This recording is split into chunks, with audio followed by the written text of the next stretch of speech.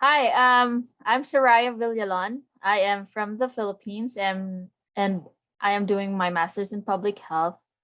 Um, I'm currently a policy intern at Voices for Youth and Children.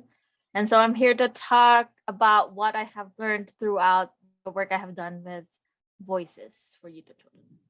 Um, the first thing I want to emphasize is mental health is health. Our mental and emotional well being is vital for our everyday functioning. There has been an increase in conversations regarding mental health worldwide, and a lot of it can be attributed to the growing discussions and the technology that allows us to easily access and distribute information through a click of a button. But with these innovations also comes the unknowns, especially on how digital media and tech affects a person's mental health. Based on literature I have read and people I was able to be connected with while doing this deep dive into youth mental health and digital media, I learned these things. First, research needs to be done to see how digital media affects youth mental health. When I say research, I mean a longitudinal study, and that means looking at factors affecting children's mental health over a long period of time, instead of just looking at a certain period, a certain point in time. Now, why is this important? I am not saying that all other existing research is not valid. I am just saying to better understand the correlation between two things, in this case, digital media and children's mental health, it's easier to understand um, and see um, if studies are done beyond a single point in time, such as what are risk factors that may worsen a child's mental health or protective factors, because digital media is not purely evil. We are in this digital world now, and there are benefits to it.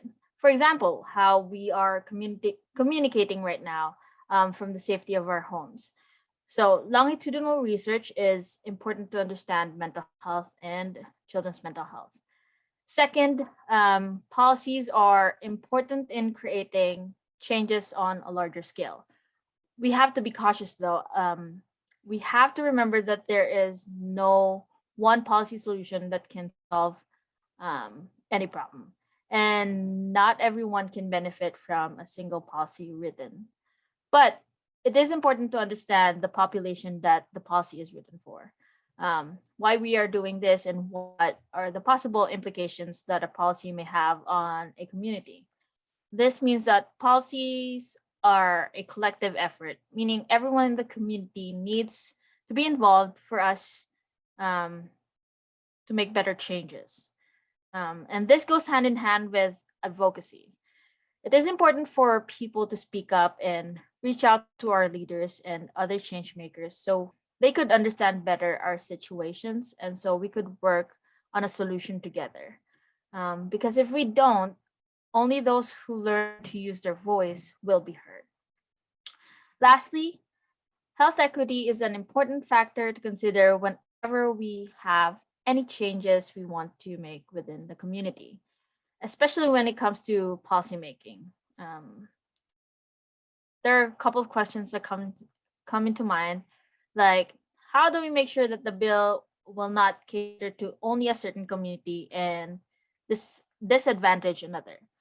And then how do we meet the needs of everyone in the community and bridge the gap of health disparities? For example, in the bills that we were looking at, that gives parents more parental control over the children's digital media use. Are those parents with more time and resources um, able to be at a more advantage than those parents who have less time and resources? So those are the questions that are important to remember when creating or looking at programs and policies for our community. In conclusion, we need to learn to advocate for ourselves and others who cannot advocate for themselves. And policymakers and community and the community need to consider these factors so we can create effective and longer lasting changes.